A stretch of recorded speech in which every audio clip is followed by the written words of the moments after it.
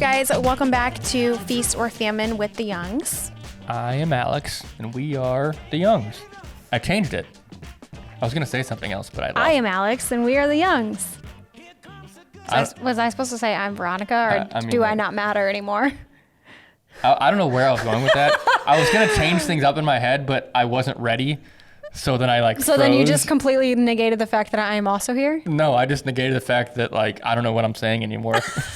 I totally just botched that whole When are these coming thing. out? Are these going to be at the end of the year?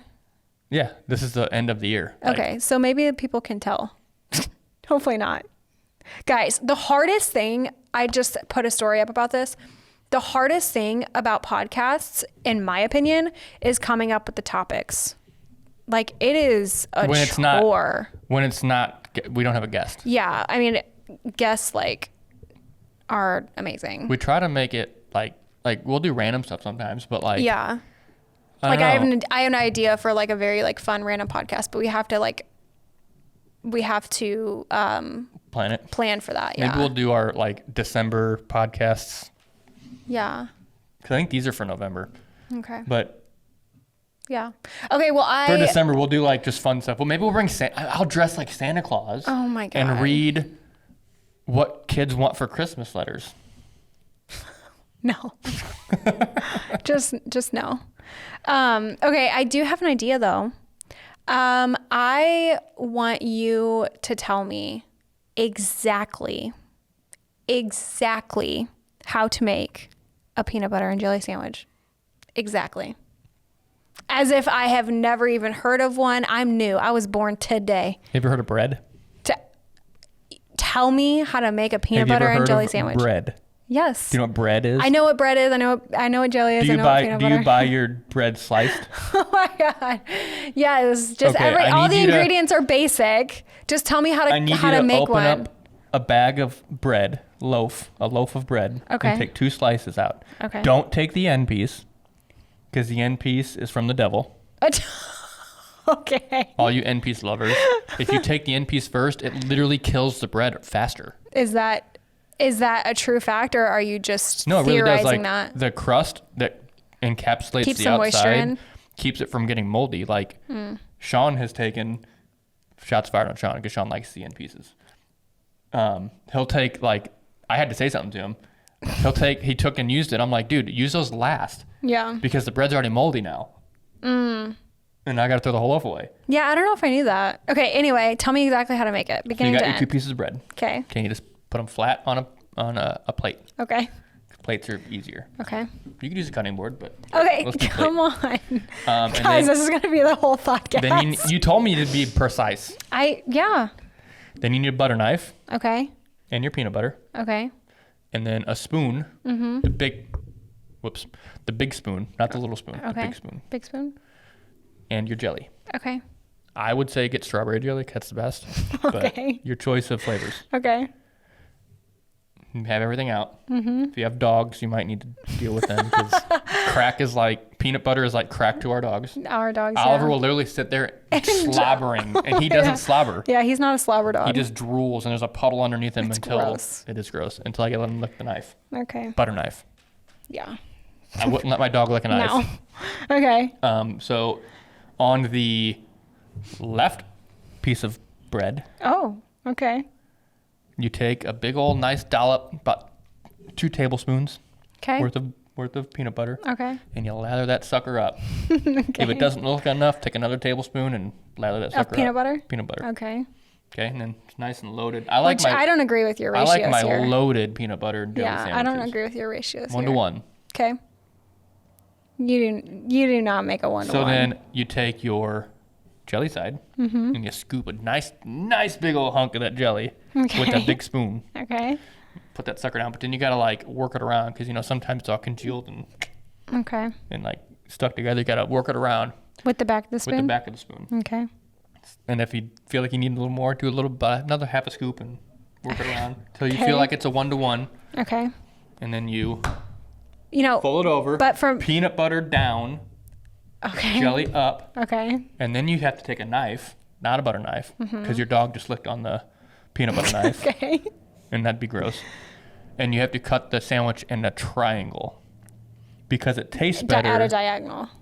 It tastes better in triangles than it does in rectangles. Do you cut the whole thing in triangles, or you just cut it down? Just diagonally down the middle. So 2 triangles. Diagonally. Diagonally. Diagonally. Anyway. And then you have 2 big triangles, or two half sandwich triangles. Okay. The half sandwich rectangles don't taste as good. You leave the crust on? Yeah, you leave the crust on. And if you eat the whole sandwich, it doesn't taste as good as the 2 triangles. 2 triangles taste best. Okay. Can't explain it. Can't explain it. You know, just from being married to you for almost 10 years, I would say that you said it's a 1-to-1, but you do not make a 1-to-1 ratio peanut butter and jelly. 1-to-1 jelly to peanut butter. Peanut butter takes up less space than jelly You does. make like a 2-to-1. 2-to-1 ratio, like 2 to 3 tablespoons jelly and of peanut each. butter. 2 to 3 tablespoons of each. No, you like load yours up with jelly and then don't do enough peanut butter. That's not true. Because I've made one for you, truly 1-to-1. Quit dogging on me on peanut butter and jelly. We are like 20 minutes into this podcast. I told you it was going to be a long time. You're dogging on me. You did that so you can call me out. No. That's why you did it. No, I didn't. Nah, you're on your own. I wanted you to explain it and see how far into detail you would go, because recently I did an engagement session. Mm-hmm. There's a reason why I'm doing this. It's educational.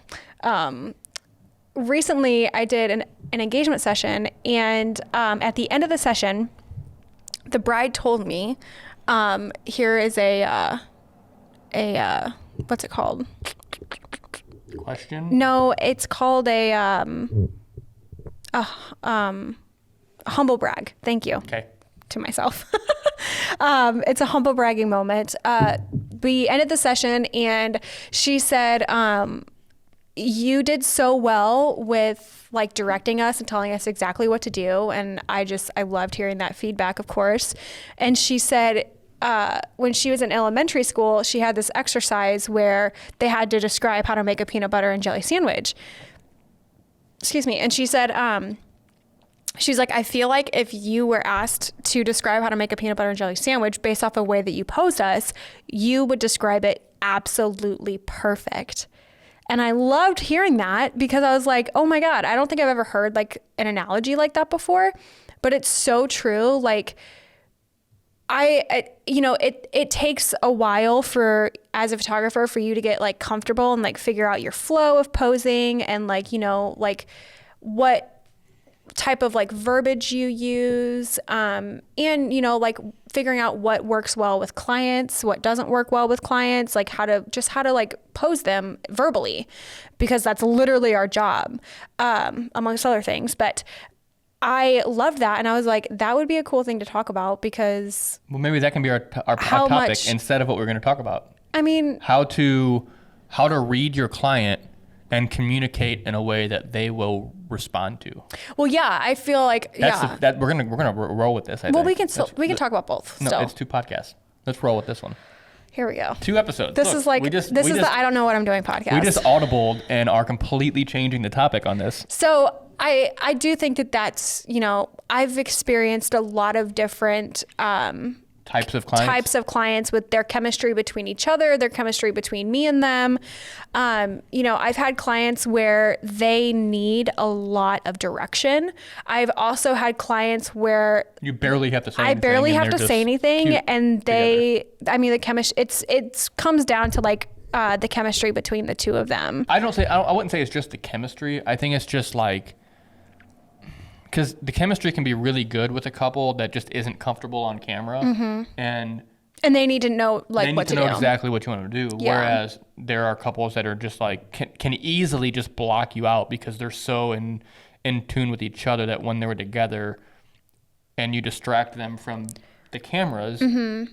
they're focused on each other. Well, and it's different based off of like their relationship and how they are together. Like we are not a lovey-dovey couple, I would say.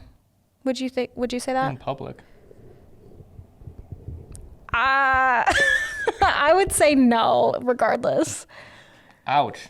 I mean, we're not like cuddling on the couch. Like we sit on separate couches every day. Well, yeah, our couches there are are some times. Well, now they are. But. There are some times where where we will sit like cuddled on the couch, but not That's because often. we work so much that when it's time to have our space, we like, want chill on the couch, Yeah. you're basically going to bed on the couch. this And is then I true. have to wake you up and say it's time to go to bed. Don't take it negatively. It's not an ouch moment. we're not like, we show affection in a different way because we're together all the time. I also am horrible on camera and am very awkward, and So, I need all the direction. So like, and so am I. So like because every couple has their own like type of relationship and different chemistry and, you know, things like that. So with what I was saying was like, some couples are very touchy-feely. Some couples are not that way. Some couples are only in that way in private, like they don't like PDA, that sort of thing. So that's something that as the photographer, like you kind of have to catch on to that. You know, some photographers, and I did this like early in my career, had like a questionnaire. Was that question on there? Like, you know, like I think it's a little awkward. No, it wasn't posed in an awkward way. It was just like, are you guys like, what are your love languages? That sort of thing. Oh, like so that you would ask like questions to allude to what kind of like okay. what types of activities do you guys like to do? Like if they were like, we love to go and like the listeners like, and watchers know that what I don't do I don't do the questionnaires, so I don't know what they'll say. we don't do them anymore. But I know that some photographers do them and still do them. We do questionnaires, just not like that. Yeah. And I used to do them like pre-session, but I don't anymore. Because it just like with the way that I work, I can pick up really easily on like what their chemistry is. So I don't feel like I need that anymore, but some do, and there's nothing wrong with that. So that can be helpful if you like especially if you're starting out, like if you want to kind of go into your session, like knowing what the chemistry is between the couple that you're photographing. A questionnaire is a great way to do that. I have a question. Hold on. I've experienced that our clients, they don't want all these chores and things like that. So I've just I've kind of taken the responsibility of learning and understanding, based off of like their behavior and the way that they interact with each other. Which also is why engagement sessions are so important, because we learn that before the wedding day even comes, so that they can focus on the wedding and not, like trying to figure that out too. For sure. So like for us personally, like when we're in front of a camera, because we do this for a living, we kind of know what's expected of us. But I think that like we do kind of know what's expected of us, but we still need the instruction. And I need all the instruction because I know what I would prompt somebody to do, but that's the thing. We prompt people based on them. Yeah. So if I'm observing, I know naturally what they would probably do next or things like that that would look good. But when I'm on camera, I can't see that. Yeah. And I'm not sure what the composition is, and I'm just like, I'm overthinking it probably. Yeah, me too. Yeah. So I'm like, well, you need to tell me what you want from me because you're the photographer. You're seeing it. I'm not seeing it. And this is a kind of an off-topic thing, but like, I know a lot of photographers get intimidated when they're photographing other photographers, but I don't think it should be intimidating at all because I'm just another client and I need you to just do your thing because I hired you for a reason. I want your style. Right. Exactly. Treat me like I have no idea what I'm doing because here's the deal. I don't know what I'm doing when it comes to being on camera. Yeah. So I feel like, you know, really, really paying attention to, I guess it really comes down to like people skills and like, I mean, I've said this before, like psychology is something that I have always been interested in, always intrigued by, and like behaviors and patterns and things like that. So it's very easy for me to figure out, honestly, within 5 minutes of being with a couple, where the session is going to kind of go. And there's things that kind of lead up to that, like the communication on like where the session's going to be, what the session is going to be, whether it's like a picnic or like a boat ride or, you know, just a regular session, like whatever the case might be. I already know if it's going to be more playful or if it's going to be more romantic. But you don't always. And I want to know, when you get to, because you do the engagement sessions, I'm usually not there. Sometimes I am. Yeah. When you get there and you've had basic understanding of the couple, but you really haven't really nailed that down until the engagement session goes. What is your process with once you meet the couple, you start talking, even from that point, what do you do to figure that out? Because I know the first little bit is kind of a trial and error thing, and then you find that direction and you go there. Yeah, that's a good question. So I have a few, I definitely have a routine of like where I start in the beginning of the session. And the reason why I do this is to figure that out. So I always have like a set of, I would say maybe 5 very simple poses that I do in every engagement session. And while I'm doing those and I give the instruction, I'm looking specifically, it's really interesting. I really wish that there was a way to document my brain and my voice at the same time, because what I'm saying is not matching what I'm like internalizing in my brain. Give me an example. Like, I don't want this to sound like bad, but it's almost robotic for me, not in a bad way, because I can verbally tell them what to do, but as I'm speaking what to do, I'm already internalizing in my brain and thinking ahead based off of what I'm seeing. So like I could say, so here's an example. I always start off with a general, like, smile at the camera portrait. I always start the session off that way. And I tell them, okay, we're going to put your hands behind each other's backs, open up your chest towards me. If it's a guy and a girl, let's have the groom put his hand in his pocket. And then I always ask if they have like a side that they prefer, but if it's the opposite side of the left hand facing the camera, I will let them know, hey, I'm going to probably swap back and forth so we can prioritize seeing the ring. And I tell them, okay, put your left hand up on his chest so we can see the ring. And then while I'm taking the photo, I'm obviously paying attention to all the things, taking the photo, but I'm also observing the way that they're interacting with each other. And that's through everything that we do. So like so like you're giving them like the most minimal PDA type things. Yes. I start very to see how they interact. Yeah. And really what I'm looking for is their interaction and their responses to each other and to me in between each pose. So like when I'm telling them to look at each other, and I can tell based off of, here's where the psychology comes in. Like I can tell the way that they look at each other, whether it's like in like awe and in love, or if it's like they're giggling and like they can't stop laughing because they feel awkward. That kind of lets me know. Or if they're very like stoic and like would that be a couple then that you know that you have to give lots of direction? If they're just like looking at each other and it's like there's no really like emotion behind it, I know that we need to do a little bit more work to get them out of their comfort zone. And by that, I mean, let's do some ones where they're like moving around a lot and see if anything else comes out of them, whether it's goofiness or cuddliness or whatever the case might be. And maybe it's none of it.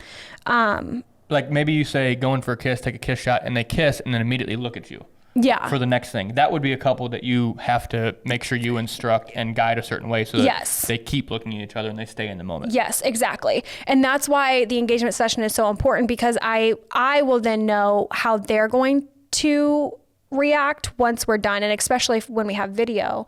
If they are a couple that they'll kiss and then look at me immediately for the next thing, I know to give them a very fluid direction beginning to end, rather than just, okay, do this, then do this, then do this. Because some couples I'll be like, okay, look at each other. And like, I've had couples where they'll look at each other and like, he'll start tickling her and like doing all these things without me even having to prompt them. That tells me that they're very playful and they don't need much direction from me. So I'm going to give them one prompt and then they're going to go and do something else. That's going to be great.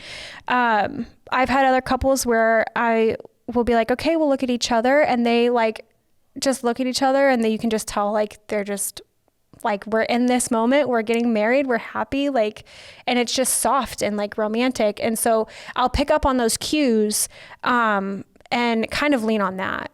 I know that and gear the session that way. Yes. And I don't know how helpful this is. That's just like my process and what I've learned with doing this for such a long time. I think what I'm trying to get out of it is like, because the first conversation, the peanut butter thing is what kind of like made it click. Yeah. It's not so much about how you do the session. It's more what you do so that you're able to read the client better, so that you can give them something that is them and not so much like, this is my style and this is what I photograph and this is what it's going to look like. That's honestly, I think that's the wrong way to do it. I agree. Yeah. I think it should be, you should photograph for the couple, which means you have to be able to read and lean into the couple's personalities. Yeah. If the couple's not a goofy personality, don't make a goofy session out of it. Right. Exactly. And I think that, you know, there are some photographers, if they're listening to what I'm about to say, they're gonna be like, oh no. I'm not opposed to seeing a Pinterest board. I'm not opposed to seeing inspirational photos if they have it. I mean, it's only going to benefit you. And as long as we've talked about this, as long as you have very clear communication that, hey, you're giving me this Pinterest board. I'm not promising that we're going to do every single pose on here. I just want to catch the vibe. Or that we're going to do any of the poses on here. I just want to know what you have in mind. I want to see what your expectation is, but also my expectation of you is that you trust me. That's why you're hiring me. So, but the least that I can do is at least see like what you've envisioned. Because that's the thing, a couple that is, I'm going to lean back on this, the goofier couple that likes to be playful, they're not going to give you a super stoic Pinterest board. That's not them. And they're not going to gravitate toward that. Right. They're going to gravitate towards stuff that is them, that they like. Now, it does for the most part. Yeah, it does get a little convoluted because I have had and I've experienced clients giving me inspiration that they've seen. And then we get into the session and I'm like, I know that this is what you want, but this is clearly not who you are. And so like, that's a hard thing. I've seen you do this. You'll start taking photos like you think it needs to be done and start showing them the back of the camera. Yeah. Yeah. And that basically shows them, oh, she's actually capturing us the way we need to be captured. And then they gain more and more trust. I know there are photographers that never show the back of the camera. Yeah, I do it multiple times during a session. I would say not after every single pose, but I would say after every other. Like I'm showing them. Do it that often. I do it pretty often. You do it more than a lot, but I don't think that often. Not every other. I mean, you don't come to the engagement sessions. I come to some. But like it's just to build up their confidence of how they look, not even in my ability, just that they're doing a great job. You do it more for the couples that are like that I can sense show that they're not comfortable on camera. Yeah. Yeah. Because you want to say, hey, this looks great. Yeah. I mean, I haven't necessarily, well, I have actually done this, but I would say one of the biggest things that has helped me is honestly understanding behavioral therapy and psychology and things like that, and really trying to be empathetic of the clients in front of your camera. That's one of the things that I feel like sets us apart is we truly build a connection with every single one of our clients intentionally, because we feel like the more that we know them, the better we can serve them, the better we can tell their story. And that happens before the engagement session, honestly. But during the engagement session is where we get to truly know them as a couple and what their chemistry looks like, because that's just going to set us all up for success on the wedding day. And that's the most surface level reason. And that's like just so we know how to capture them properly. Yeah. We do that also to learn what their tics are and what kind of things, like if something were to go wrong on the wedding day, how do we approach it based on them? Like if they are better not knowing anything about it, we handle it that way. Mm-hmm. If they're one of those that wants to know, and it's going to make them more comfortable knowing, we do that. Yeah. But I mean, planners are good at that too. But like that, getting that connection is deeper than just the photos and the video. So like in regards to like learning, mannerisms and like body movement and like facial expressions and things like that, there are things that like you can read about. There are studies you can read about, books that you can get. I do a lot of like online research and a lot of TikTok stuff. Always continuing to like read about how people's faces, like how you can read them and that sort of thing. And that's super helpful. So I would say if you struggle with that, maybe start there and like read some like books or something or articles about how to psychology. Yeah, how to read people.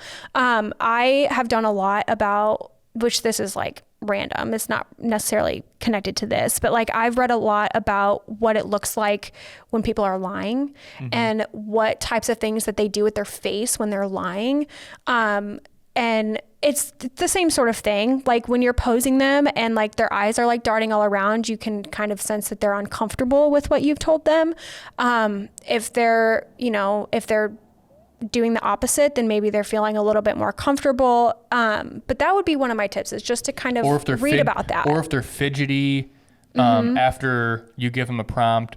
Like it's those little bitty ticks that are vital to knowing if this is a good direction to go because it's working, or if it's not a good direction to go because they're clearly uncomfortable with this idea. And sometimes when I have like an idea that is like a little bit obscure, like getting on the shoulders or something that's like a little like physically invasive or like whatever the case might be. It's usually last. I do them last, yes. But I also pose it as a question like, hey, are you guys comfortable doing this? And before they even answer, I'm like, you can tell me no. Like just because I'm the authority, quote unquote, figure here, giving you direction and things like that, I also want to make sure you're comfortable. So like you can tell me no. And I really don't know if other photographers do that or not, if they pose things as a question, or if it's more just like direction based.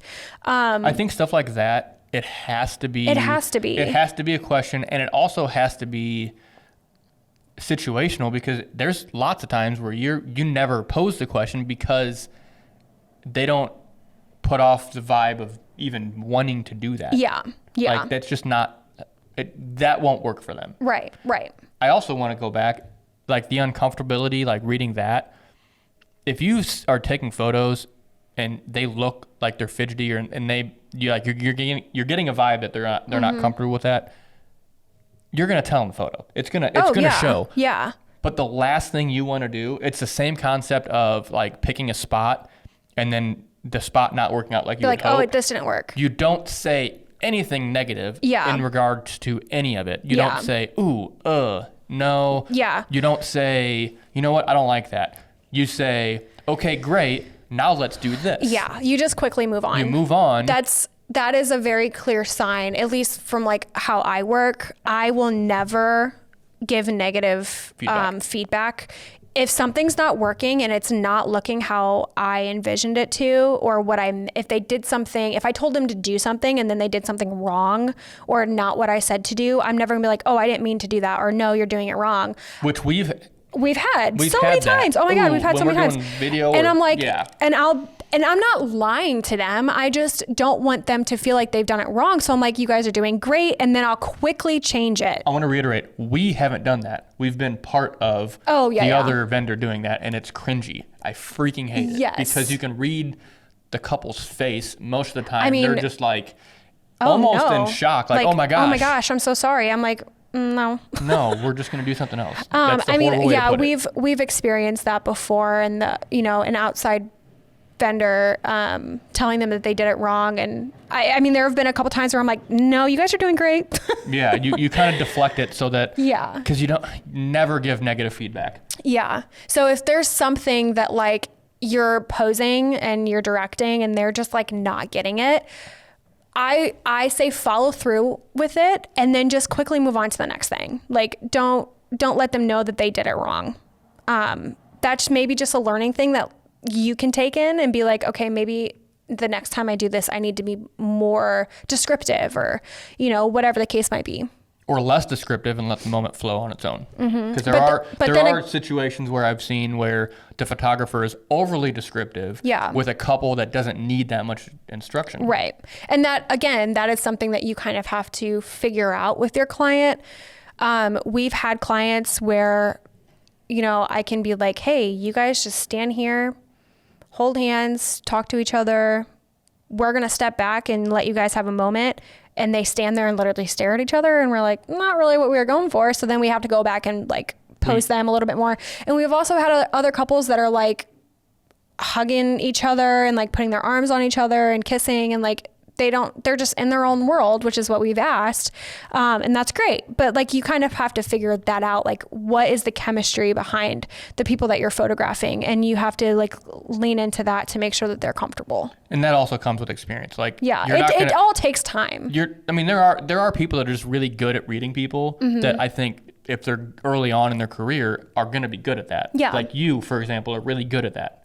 So you were good at that from the beginning. Yeah. But then there's also people that just, it's a learned thing. It's not something that you either can do or you can't do. It's a learned behavior. The more you do it, the more experience you get, because the more couples you photograph, the more diverse groupings you're going to get, and the more you're going to be able to see these little intricacies, and then just add that to your database of what works, what doesn't work, what does that mean, what doesn't that mean. Something that I always like mention when we're doing mentorships or something, if this comes up, is you never want any dead space or dead, like, what's the word? I can't think of the word, but like any like time where you're not talking.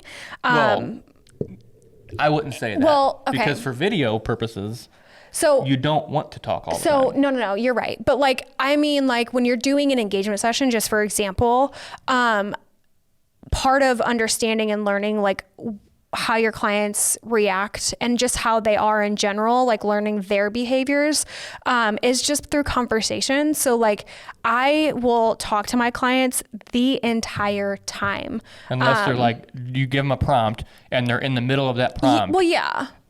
The difference is when, I think what you're trying to get at is like once they broke the, yes, like they're done basically. You told them to do something, they did it, and we're on to the next thing. And those in between moments, if they're just kind of standing there looking like, okay, I don't know what to do now, don't remain silent. Don't stay silent. Do something. Say something else. Yeah. And that's where like we've learned doing photo and video together that like if Veronica is silent for longer than a certain period of time at that moment, that means she might not have something right away to give them. So then myself or even Jaren, our second shooter, will chime in and have them do something. Yeah. And that way we're always flowing. Yeah. But what I was saying is like those in between moments of like when you're going from one location to the next or whatever, through conversation is where you kind of learn more about them, and they get more comfortable with you because you're walking and you're talking and you're doing all these things.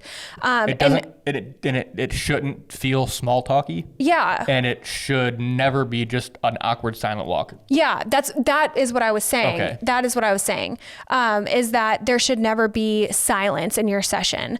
I mean, even if you're talking about talk about something, even if it's like as something as lame as the weather, just the more you talk, the more comfortable that they will get with you.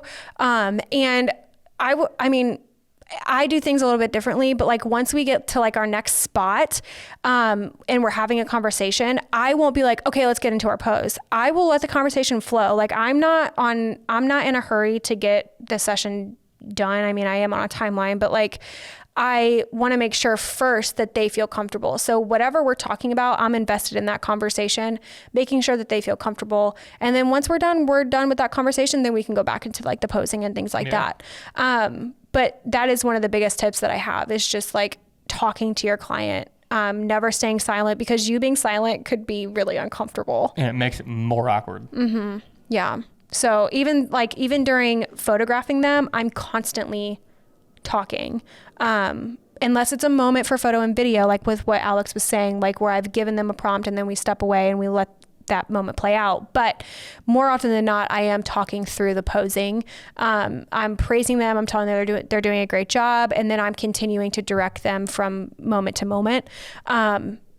Never staying silent is one of the biggest tips that I have for sure. Yeah. That's good. Yeah. It was a good topic. Yeah. Did you have any other questions? Hopefully that made sense. Veronica was the guest today. Hopefully that made sense. We obviously didn't plan on talking about this. I just wanted to open it up with that fun little peanut butter jelly and sandwich. You know what happens when I get jelly sandwich. I don't know. Fired up. Well, I wasn't fired up. It was just like you said, ask something, and it literally like triggered something in my brain. Like, ooh, this is a good topic. Yeah. Sometimes you have to like not think about what a topic is going to be and then just start talking and then something pops up. Yeah. I mean, that's true.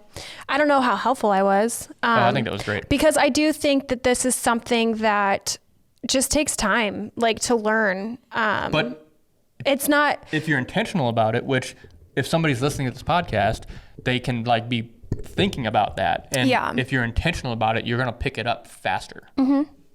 Yeah. Yeah. So that's part of like why it's funny. Here's a little vulnerable piece of me and my personality.